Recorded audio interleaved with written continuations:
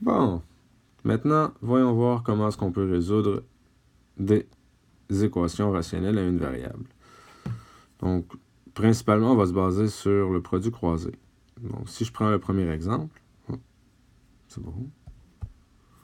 On a ici 2x plus 7 divisé par 3x moins 9 est égal à moins 1. Donc, ce que je vais faire, c'est le produit croisé. Donc, ça va me donner 2x plus 7 est égal à moins 1 fois 3x moins 9.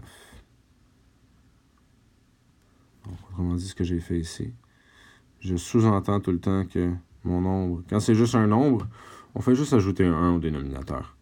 Donc, 3x moins 9 multiplié par moins 1, c'est égal à 2x plus 7 multiplié par 1. Donc, ici, je vais juste aller effectuer la distributivité du côté droit. J'ai donc moins 3x plus 9. J'envoie les x du côté droit au côté gauche, donc je fais plus 3x. Il me reste donc 5x ici. Je vais me débarrasser du plus 7, donc je vais faire moins 7. Donc 9 moins 7, ça me donne 2. X est donc égal à 2 cinquièmes. Et voilà. On peut toujours aller vérifier. Là. Donc, je ne ferai pas la vérification ici. Je pense que vous êtes capable de vérifier en remplaçant x par 2 cinquièmes. Vous allez pouvoir observer que ça donne effectivement la bonne réponse. Maintenant, deuxième exemple, lorsque j'ai la forme canonique et non pas la forme de division de deux binômes. Bon. Ici, on a 2 divisé par 3, x moins 4 plus 8. Bon, on va commencer par aller se débarrasser du plus 8. Donc, je vais avoir 2 sur 3 x moins 4 qui est égal à 4. Et je vais faire comme tout à l'heure, en fait, désolé. Et je vais aller faire le produit croisé. Donc, on sous-entend que j'ai 4 divisé par 1. Et je vais faire 2 fois 1 est égal à 4 multiplié par 3x moins 4. Ce qui va donc me donner 2 d'un côté. Et de l'autre, bon, ça va me donner 4 fois 3 x moins 4. Donc 2 est égal à 12 x moins 4. 2 est égal à 12x moins 48.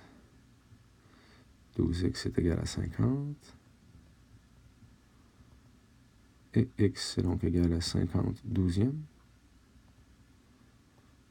À noter qu'on donne une réponse tout le temps sous une forme de fraction irréductible. Donc ici, on va écrire 25 sixièmes. Et finalement, le dernier cas. Donc ici, vous allez devoir utiliser encore une fois le produit croisé, mais j'ai rajouté une petite difficulté. Ça va vous donner une fonction du deuxième degré. Donc si on fait le produit croisé, donc je vais faire x plus 8 multiplié par x moins 3, et je vais avoir 7x fois 1, ce qui va donc me donner 7x est égal à x plus 8 multiplié par x plus 3. 7x est donc égal à x au carré plus 8x plus 3x plus 24. J'ai donc 0 est égal à x au carré plus 4x plus 24. Bon. Je viens de réaliser quelque chose. J'ai fait une petite erreur en commençant. C'était pas x plus 3, mais bien x moins 3. Alors, on va aller corriger certaines petites choses. Donc, c'était moins 3x ici.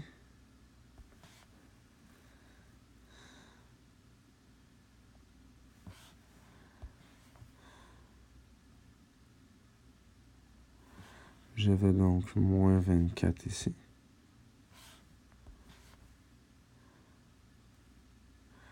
Ça veut donc dire à la fin que je vais avoir 8 moins 3, 5, 5 moins 7, ça va donner moins 2, moins 24.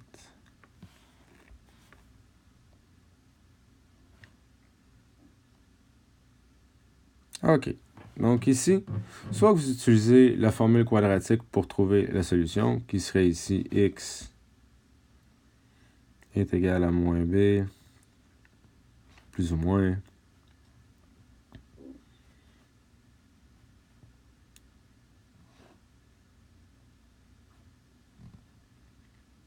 Mais bon. Ouais. Quand c'est facilement factorisable, bon, je sais pas si ça se dit le mot factorisable, mais bon, c'est pas grave, j'ai inventé d'abord. J'aime bien factoriser quand c'est possible parce que je trouve que c'est plus facile. Ça va plus rapidement.